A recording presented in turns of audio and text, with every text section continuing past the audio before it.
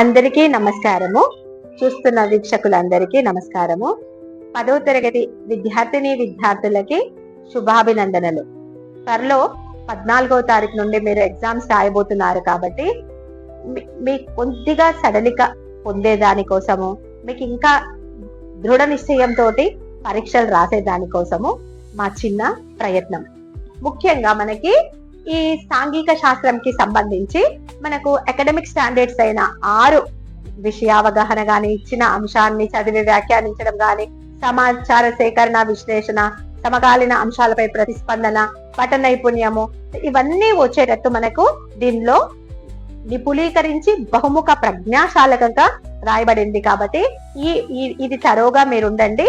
మొదట మనకి హిమాలయాల గురించి మీరు ఇన్ని ప్రాక్టీస్ టెస్టులు రాస్తున్నారు, అన్ని ఎగ్జామ్స్ తర్వాత కూడా మీకు ఇప్పుడు అనుభవం అయిండొచ్చు మన పేపరు.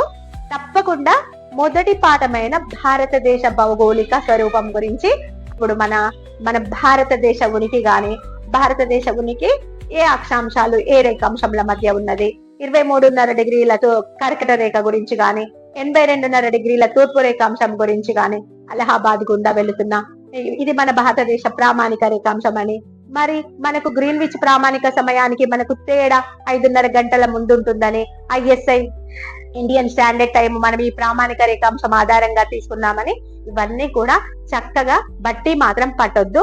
కంటెంట్ అర్థం చేసుకొని మీరు చదవండి, తప్పకుండా మీకు గుర్తుంటది. మీరు చదువుకున్నది రాయండి. ముఖ్యంగా మనకి ఈ హిమాలయాల గురించి భౌగోళికంగా మనం హిమాలయాలని మనకు భారతదేశ భౌగోళిక స్వరూపాన్ని 6 భాగాలుగా విభజించాము అని చెప్తున్నాం కదా. దానిలో ప్రతి ఒక్క దాని గురించి కూడా హిమాలయాలు. ఈ హిమాలయాలు ఏంటి? భారతదేశానికి పెట్టని కోట గోడలాగా 2400 కిలోమీటర్ల పొడవున విస్తరించి ఉన్నాయి. ఉత్తరాన మరి మధ్య ఆసియా నుండి చల్లని గాలులు భారతదేశంపైకి రాకుండా కాపాడుతున్నాయి. మరి విదేశీయులు దుండగులు దేశంపై దండెత్తి రాకుండా కాపాడుతున్నాయి. భారతదేశం ఉపఖండం, భారతదేశంలో వైవిధ్యభరితమైన శీతోష్ణ స్థితులు, వివిధ మతాల వారు, భాషల వారు ఇక్కడ కలిసిమెలిసి ఉంటున్నారు. భారతదేశాన్ని ఉపఖండం అంటున్నామని చెప్పడానికి మరి హిమాలయాలని చెప్పుకున్నప్పుడు 3 పర్వత శ్రేణుల గురించి కూడా మీరు 3 పర్వత శ్రేణుల గురించి మీరు రాసేటప్పుడు ఈ 6 భాగాలుగా విభజించిన దానిలో 2 మార్కుల ప్రశ్నలకు మీరు రాయొచ్చు, 4 మార్కుల ప్రశ్నలకి రాయొచ్చు. దీనిలో ఉన్నత హిమాలయాలు, నిమ్న హిమాలయాలు, బాహ్య హిమాలయాలు, మీ 3 గురించి, అది తూర్పు నుండి పడమరగా విస్తరింపబడి ఉన్న వాటిని గురించి, మరి జడపిన్ను వంపు ఎక్కడున్నదని, అస్సాంలో ఏమంటారని, మిజోరంలో ఏ కొండలు అంటారని, పాటికాయ కొండలు, మిజో కొండలు, ఇవన్నీ కూడా తప్పకుండా తరోగా మీరు ఉన్నట్టయితే తప్పకుండా రాయడానికి మీకు ఆస్కారం ఉంటుంది. అందులోనే పఠన నైపుణ్యంలో మనకి ఇప్పుడు భారతదేశము హిమాలయాలు అన్నప్పుడే మనము శ్రీలంక పక్క నుండి స్ట్రేట్ గా అంటే 82.5 తూర్పు రేఖాంశం ఈ విధంగా, ఏ అక్షాంశం ఏ రేఖాంశం అనగా కొద్దిగా మనసు పెట్టి మీరు చూస్తే తప్పకుండా మర్చిపోకుండా రాయడానికి ఆస్కారం ఉంది. కాబట్టి ఒక పటమే మన పుస్తకంలో ఉన్న పటమైనా పర్లేదు, అభ్యాస దీపికలో కూడా ఇచ్చారు మన కోసం కష్టపడి. కాబట్టి ఆ పటంలో చూడండి, మాల్వా పీఠభూమి ఎక్కడుంది, మరి ఈ తెలంగాణ రాష్ట్రం దక్కను పీఠభూమి, తెలంగాణ రాష్ట్రం దక్కన్ పీఠభూమిలోనే ఉన్నది. ఇవన్నీ మీరు చూస్తే, ఇవన్నీ ఒకటి చూస్తుంటే ఒకదానికి ఒకటి చైన్ సిస్టమ్ లాగా మన మనసులో నిండిపోతుంటది. ప్రాక్టీస్ తప్పకుండా మీరు చేయండి. అదే విధంగా మనకి ఇప్పుడు భారత ప్రామాణిక కాలము, ఇండియన్ స్టాండర్డ్ టైము, గ్రీన్విచ్ ప్రామాణిక రేఖాంశం తెలిసింది. 3 సమాంతర శ్రేణులు మీరు ఈ హిమాలయాల గురించి నేర్చుకున్నప్పుడు మీరు 3 సమాంతర శ్రేణులు ఏ విధంగా ఉన్నాయి అనేది కూడా రాయగలుగుతారు. అందులోనే హిమాలయాల గురించి మనకు వేసవి విడిది ప్రదేశాలు, హిమాచల్ ప్రదేశ్ లో నైనిటాల్, ముస్సోరి, సిమ్లా, ఇవన్నీ కూడా వేసవి విడిది ప్రదేశాలు కూడా ఒక్కసారి మననం చేసుకోండి. తర్వాత అత్యున్నత శిఖరాలు, K2 శిఖరం గాని, ఎవరెస్ట్ శిఖరం, ఎత్తైన ఎవరెస్ట్ శిఖరం 8,848 కిలోమీటర్ల ఎవరెస్ట్ శిఖరం.